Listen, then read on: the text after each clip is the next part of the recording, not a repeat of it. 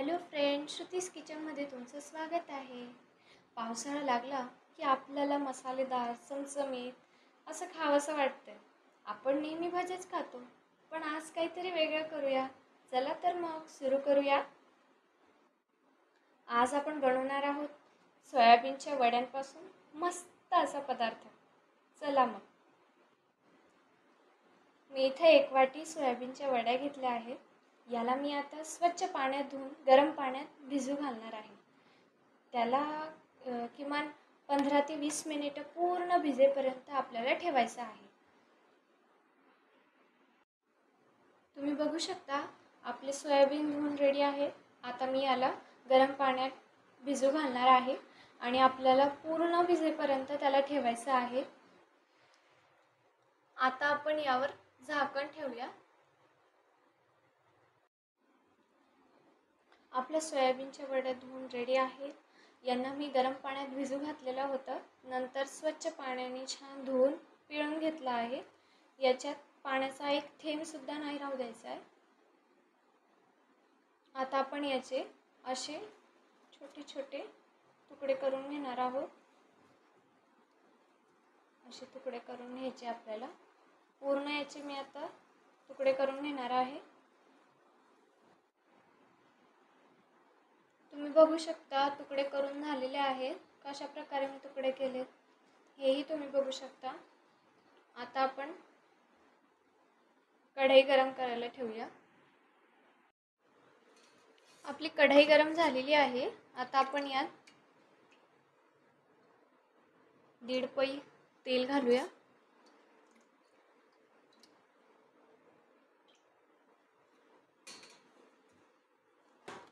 तेल गरम झालंय. यामध्ये थोडंसं जिरा घालूया आणि कढीपत्ता सुद्धा आणि मस्त उभा चिरलेला कांदा घालूया.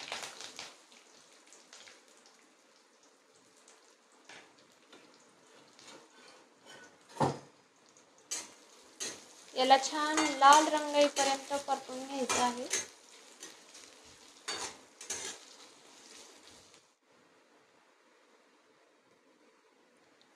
आपल्या कांद्याला छान असा गोल्डन कलर आलेला आहे. आपल्या कांद्याला छान असा लालसर रंग आलेला आहे. हे बघा, तुम्ही बघू शकता. यामध्ये आता आपण मसाले घालूया. यात मी 1 चमचा तिखट घालते आहे. अर्धा चमचा मसाला आणि थोडीशी हळद घालायची. कलर येण्यासाठी थोडीशी हळद घालायची. आणि आता आपण यामध्ये या वड्या सोडूया आणि छान परतून घेऊया.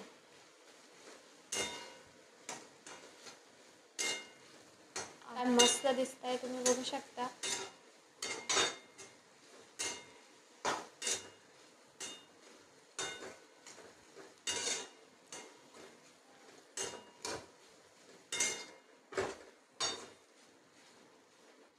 यावर आता आपण झाकण ठेवूया.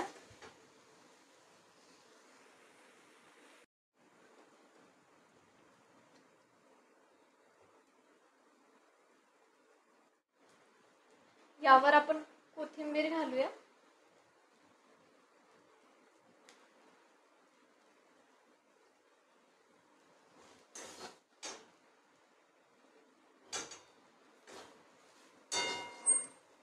आपली सोयाबीन वडी बनवून रेडी आहे.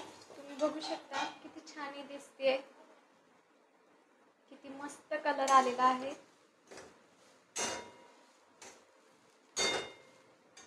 आता आपण याला प्लेटमध्ये काढून घेऊया. आपली सोयाबीन वडी बनवून रेडी आहे. हिला तुम्ही बिना सॉसचं खाऊ शकता किंवा सॉस सोबत किंवा चटणी सोबत खाल तर अगदी उत्तमच आहे. यात खूप असे पौष्टिक पदार्थ असतात, त्यामुळे तुम्ही सुद्धा नक्की ट्राय करा. व्हिडिओ कसा वाटला हे कमेंट करून नक्की कळवा. व्हिडिओला लाईक करायला विसरू नका. सोबतच अशाच नवनवीन रेसिपीजसाठी श्रुतीज किचनला सबस्क्राईब करा. भेटूया नव्या रेसिपीसोबत. धन्यवाद.